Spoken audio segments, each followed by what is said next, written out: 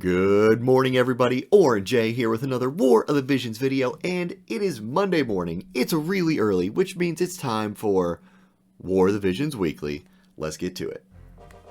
Alright, before we dive into it, if you want to support the channel, please consider using my Amazon coin affiliate link. It's down in the description. Best way to support the channel. You guys are awesome.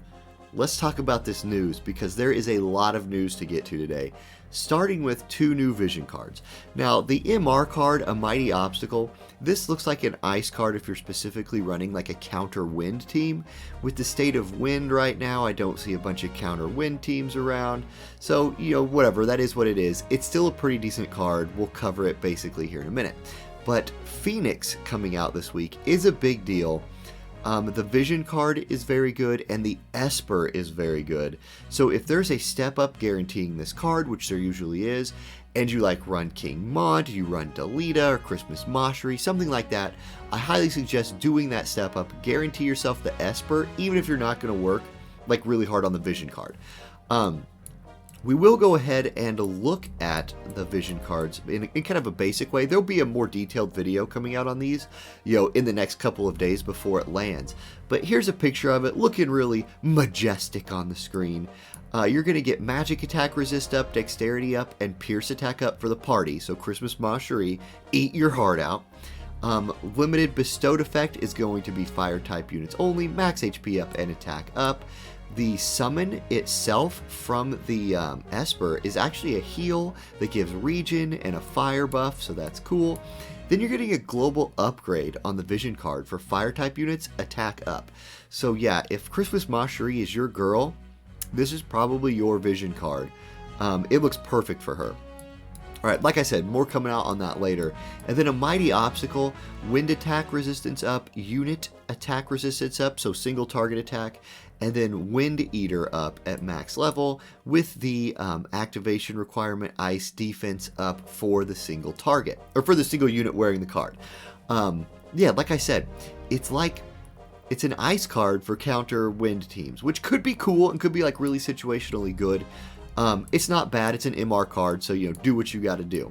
There's going to, of course, be challenge missions to get some Pheonix shards. Pretty normal stuff there. Here's big news. EX jobs coming in for Yurma, Nasha, and Etra. And so you're thinking, wait a second, are we getting an Etra rerun? The best content in this game? Guys, if you're new, I'm joking. But we are getting an Etra rerun, and the units from Etra's side story are getting EX jobs. So Yurma, Nasha, Etra. Of these, you guys, I think Nasha is the best EX on this list. We did just get a really good fire tank. But if you have Nasha and you have a whole bunch of shards you're sitting on for her, hey, EXing Nasha is not the worst thing. She's pretty cool as an EX unit. Okay. More big news, though. Obviously, Pheonix going to come with his 3-star, but Odin getting his 3-star. Y'all, Odin for physical attacking units is just the bomb. And what's he getting here? Let's look at exactly what Odin's getting with his 3-star. Evocation Magic up, which is pretty standard. Accuracy rate up, which is pretty good. Slash attack up, so for your slash attackers, boom, more slash attack, which is going to give him a lot. Like, he'll be able to stack a lot of slash attack and a lot of human killer with this. And he's getting blind resist on there. So this will probably be worth doing for sure. It might be our first Esper to get to 20 agility. Like, if they give him more agility from his level 99, he's going to be super speedy. So that's really cool. Of course, you go here to, clear their harder quests, get those. Let's go on to the next piece of news, though. Okay, Spring 2021 Part 4 login bonuses. Pretty basic stuff again, except we're getting like the more enhanced version of login bonuses. You love that. 7 days, getting 2 prizes and some Visior each day. Sort of, I guess, what we're coming to expect, which is wonderful. These, like, not as good as this week's, though. Like, the pots are just the burst pots. The growth eggs are just the SR growth eggs. But still, good prizes to get. You're going to love to have them. The large energy pots on day 2, probably the best thing in there. IMO. Okay. What else we got coming here? Now, there's a raid coming. That is obviously like some of the biggest news. And with raids, you get these daily support missions, which are awesome because they give you free energy. So, whether you're doing the raid, whether you're not doing the raid, get your free energy because that's more gameplay that you can do. And that's awesome. My God, my posture's all terrible because it's like first thing Monday morning and stretch it out. Okay, let's keep it rolling. What else here? Guild gift campaign, so you get triple guild medals for a week. That's cool. Let's talk about this raid a little bit. Now, I will have a much more detailed raid video coming out, again, before the raid launches or Wednesday morning, just depending on what order I do my next videos in. But this raid's not looking too bad. It's the Glacial Bird, which is going to give us the Brigandine armor. Now, and then there's the mini dragon that also comes with it. So let's look here. It is Ice Element, who is weak to slash attacks. So anytime you see weak to slash attacks, that should just trigger in your head, this is an easy mode raid. We all have slashing units. In fact, we all have a lot of slashing units. So there is any number of team comps you can put together that you can probably solo this raid pretty effectively to a pretty high level. Being ice, it's going to be weak to fire as well, so anybody with King Mont is going to be in business there. Let's continue down here. The mini dragon is water, who is weak to pierce and slash, so you just run your slash units again. In fact, if you have lightning slash units like Orlando or something like that, the mini dragon's going to be weak to them. Okay, let's see. Here's your bonus units. This is always a big thing to look at. So obviously our newest UR, King Mont, is the large bonus. That's what we would expect to happen here. 2B and 9S being large bonuses is really nice. You know, get your bonuses going. Medium bonus, Yerma, King LD, Gilgamesh, and then small, Seymour, Nasha, Etra, and Alim. Notice regular Mont no longer memeing it up at the bottom of the bonus list here. That's pretty funny. But, you know, not meme Mont at the top of the list, looking good. Okay, anything else here? They're going to give us a little preview of the Brigandine. I bet you they do. Blah, blah, blah. Bunch of... Okay, so yeah, bunch of, like, basic stuff. Alright, there's the armor we can get. Brigandine in the Raid Metal Shop. You guys, this armor, really, really good. It's really not going to tell us anything about that here. Okay, this will be in my preview video for the raid, but it is really nice armor, like stat-wise, with HP and defense, comparable to a plat armor, but its bonus stat that it gets is AoE resist. There's a lot of AoE in this game. This armor, very worth going for. I'll just put that out there right now. Okay, then we're getting a secret book reward quest. We are getting the Admirable Prince rerun, where a bunch of girls are like, yo, going after Stern Leonis real hard. We're getting Etra's thing again, high difficulty Etra. Like, if you don't have Etra level, just do it. Like, she's free, completely free to level. They give you everything you need. Super easy to do. We're getting the Interlude Scene 1. So yeah, you know, part 1 of the story officially over. This is like that in between part 1 and 2, so we'll go through that before part 2 launches.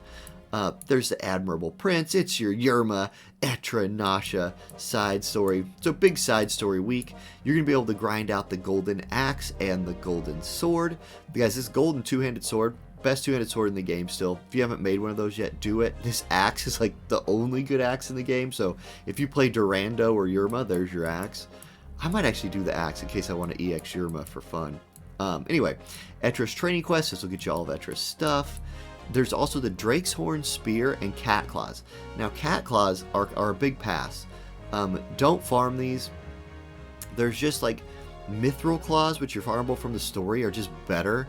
And then the Drake's Horn Spear, if you don't have a good spear farmed yet, it might be worth it. It has Dragon Killer on it, which will help you in some like future PvE events maybe. But otherwise, this is not super high priority. And then the secret book reward quest is going to be spears, fists, and guns.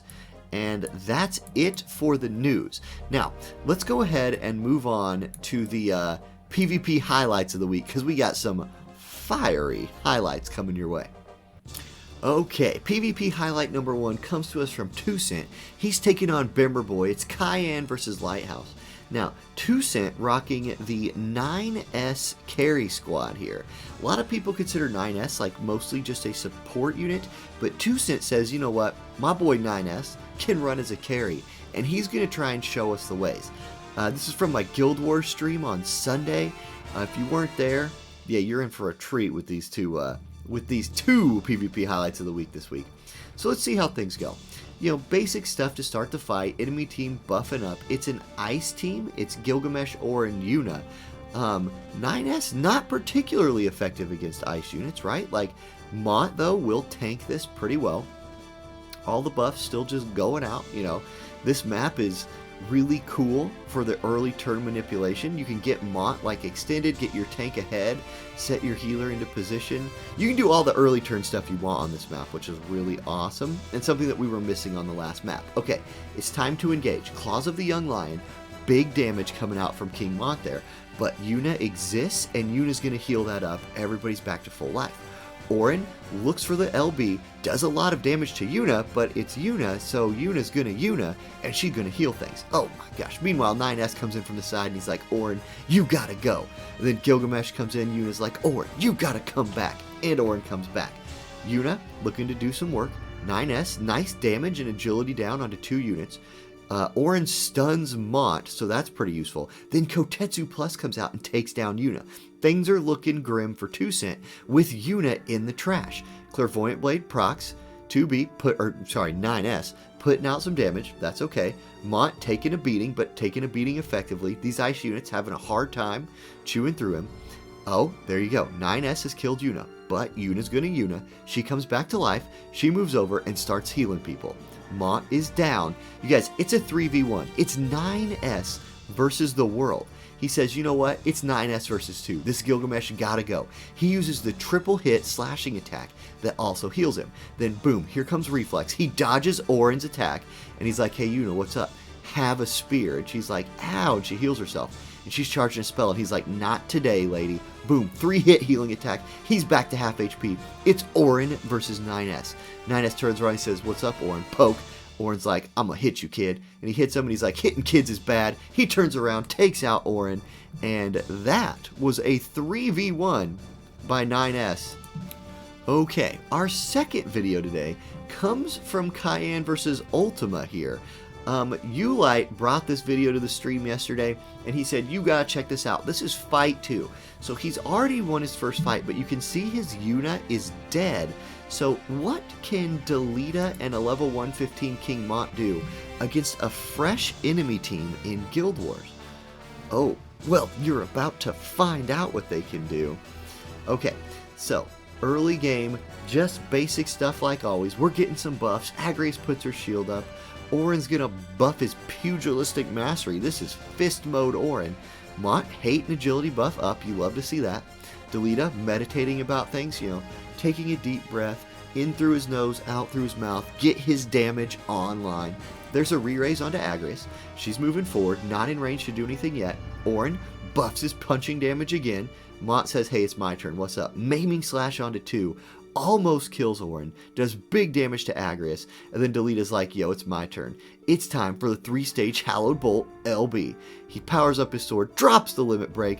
What's he got? 4,000 damage. Agrius dropping. Agrius coming back to life, though, because re-raise is a thing. She puts the Taunting Blade down, barely any damage. Yuna walks forward, charging a spell. Auronnj's looking for his limit break. Here comes Tornado onto the 2 low HP fire units. But they are fire units, and the Tornado does not kill either. Mont then turns around, Maiming Slash, double kills him, and then walks forward. Yuna says, hey, what's up? Here comes a Kiraga. Miss. Yuna 0 for 1 on healing anybody. It's Delita's turn. He's got nothing to do. Yuna says, you know what? Bang, take this, Mont. You're dead. 5,000 damage. Then Delita says, you know what? You gotta go, Yuna. 5,500 damage. He takes her down, and it's the Fire Squad bringing out the 2v3. Delita? OP? I don't think so. King Mont did a lot of work there, but it was really cool to see Delita putting in some work. Thank you, Ulight and 2cent, for the videos. If you guys want to bring your Guild Wars highlight videos, watch for the Guild Wars stream on twitch.tv/Auronnj. Bring them in or hit me up on Discord, and you could also be on the War of the Visions Weekly. Alright, let's go to the tier list. Alright, let's throw the tier list on the screen real quick. And there you go. Now, we have a couple changes coming to the list, and it's mostly because Fire is finally getting some of the love it deserves. And I've been very, very impressed with Christmas Macherie and, our boy Raldor most of all. I've been using Raldor a lot. Bruisers feel really, really good in this game right now, and Raldor fills that role wonderfully. You can see all the limited tier ice units and the non-limited Gilgamesh sitting up there at S tier, and Raldor just comes in there and punches them down. Now, he's not like an S tier unit himself. If he was EX'd, maybe, but I do think he's at least A tier right now.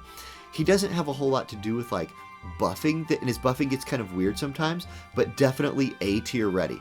Now, Christmas Macherie, the reason I'm bumping her up from B to A and not Delita is her different damage types are so useful.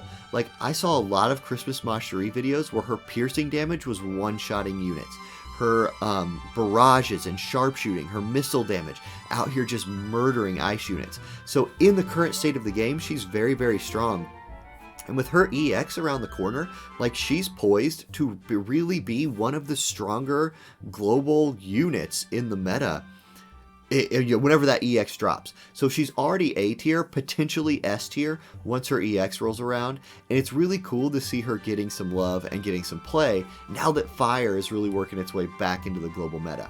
So that's the tier list for the week, guys. That's the video. Not a whole lot of change going on. Thank y'all for watching. It's super early Monday morning, so I'm going to wrap this up and hope I didn't wake up the house recording this. Yeah, that's it. Look forward to videos on the upcoming raid, upcoming vision card. Those will come out over the next 2 days. Thank y'all for watching and have a great week. See you next time. Later.